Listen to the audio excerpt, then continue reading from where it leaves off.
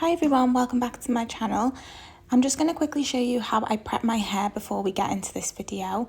I just spray it with lots of heat protectant and I use a tangle teaser to just detangle and smooth down my hair, as I feel like it goes nicer when it's as smooth as possible. I will just get my GHD soft curl tong, which is what I'm going to be using for this tutorial, and make sure you have some clips and some hairspray. I like to start from the front and work my way backwards. This is just the technique that I've always done. What I will do is I will open the curlers, clamp it down, almost like pull it down as if I would a straightener, and then roll it back up towards the top of my head. Leave it for a few seconds. I'll unclamp it. And this is the only piece that I will use a roller in, as I just like that front piece to have lots of volume. So I just take my roller at this point. I start from the bottom, press it into the roller and then roll it back up towards the top of my head, just like I did with the curlers. I'm not particularly neat with this process, but if I feel like the roller is a little bit loose or it's annoying me on my head a little bit, sometimes I will take it out like I'm about to do now, and then I'll just secure it and make sure that it's as tight as possible. I just feel like with this front piece, I like it to set properly, and if it's not secure to my head, I find that it doesn't set properly. Every time I've curled and secured a piece, I will just use a little bit of hairspray on it. One thing I would suggest is use like a softer hairspray. Don't use like a strong cold hairspray in the beginning, because you will find that your hair goes really like hard, and that's not what you want. You just want to be able to brush through the curls in the end, and you can always finish off with a strong cold hairspray. So I like to clamp at the bottom, roll the curler right up to the top of my head and almost like drag it away from my face, as you can see here. I am touching the curler, and that's just to see how hot it has got, but I'm used to using curlers, so if you're not used to using them, I wouldn't suggest doing this. As you can see, I've got quite a few flyaway parts in the front of my hair because it's not all one length. I will just try and scoop it up as much as possible, but in the end I will probably go back over these bits anyway, so it's just about starting and getting the sort of curl patterns that you want, but you can always go back in over the end. I will just take like a little small brush. I've changed brushes because I just felt like I needed a smaller one, and I just pretty much repeat the whole process the whole way around. So it's just a case of curling, scooping it up and securing the curl. I had to go back over this piece because I didn't feel like it was curly enough to begin with, and that is just like one thing I would suggest. Like if something doesn't look like it's the curl that you want when you're first curling it, just go back over it and then secure it with a clip. So as you can see, I'm moving backwards towards the back of my head. I like this part of my hair to have the most height in it, so you can see that I'm like really focusing on getting that volume in there.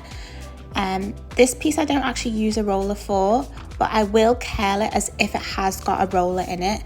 Obviously it'll be dependent on the length of your hair, but for this you can see I'm scooping it really high so it keeps that volume.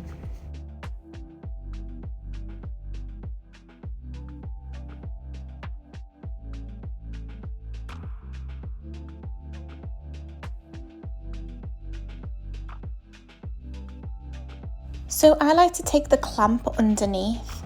I know some people like to use the clamp on top, but I clamp underneath, and then I like the heat to distribute as I'm rolling the way back up.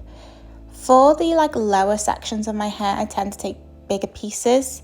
I just feel like this really adds to the soft curl look. If you were going for a more curlier look, I would suggest taking smaller pieces, but because I am doing a soft curl look, this is just the technique that I like to do.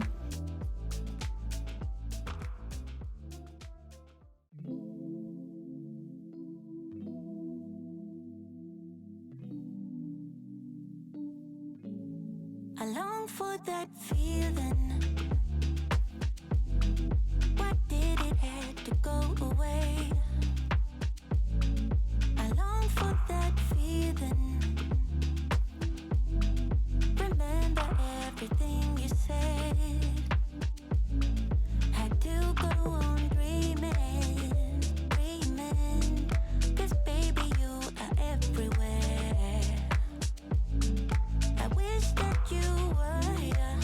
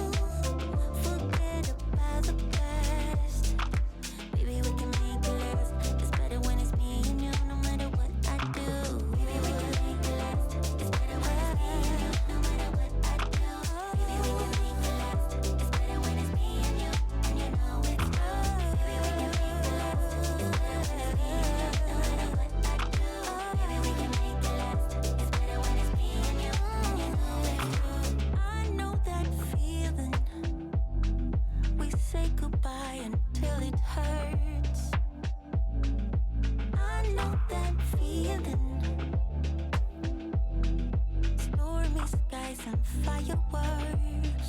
Yeah. But I'm not afraid to be alone. New beginnings. I'm not afraid to overcome every feeling that I have. So take me in your arms. Oh, yeah, yeah, yeah. 'Cause nothing can really hurt us unless we let it grow. Forget about the past. Baby, we can make it last. It's better when it's me and you, no matter what I do. 'Cause nothing can really hurt us unless we let it grow. Forget about the past. Baby, we can make it last. It's better when it's me and you, no matter what I do. Baby, we can make it last. It's better when it's me and you, no matter what I do. Baby, we can make it last. It's better when it's me and you, and you know it's true. Baby, we can make it last. It's better when it's me and you, no matter what I do. Baby, we can make it last. It's better when it's me and you, and you know it's true. And you know it's true. Yeah.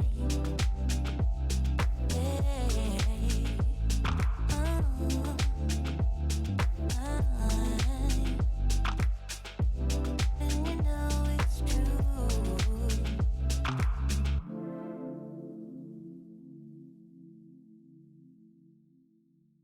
So as you can see, I'm nearing the end of curling my hair.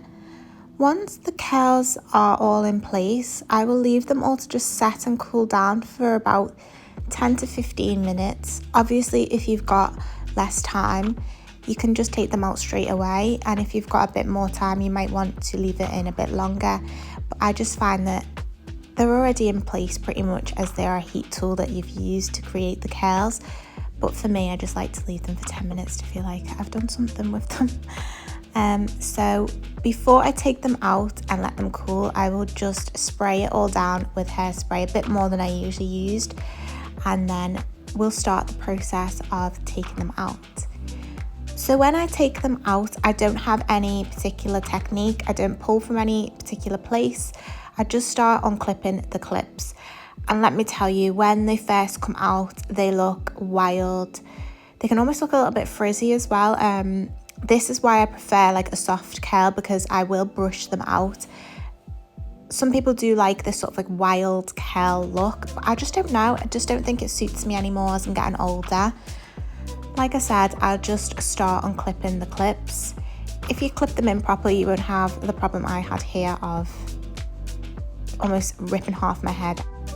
So like I said, as I'm pulling them out of my head, the curls do look a little bit wild, and because I've got like naturally sort of like curly hair, you can see where it started to frizz a little bit. If you've got naturally straight hair, you probably won't have this problem, but because my hair is quite textured, I find that once I've done this, I will have to use a soft bristled brush just to smooth any frizz and flyaways down.